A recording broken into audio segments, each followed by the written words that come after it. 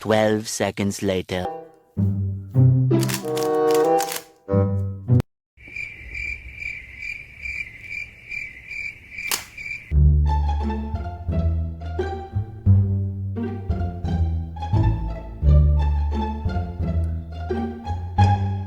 Hey everyone, I figured out this really neat trick to orient just one corner of the Rubik's Cube. And I'm serious, this really does work. It's gonna orient just one corner.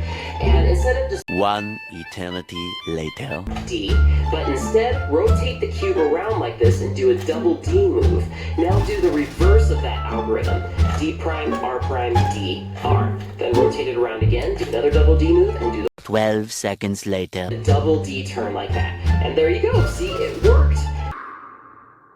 3:28 a.m.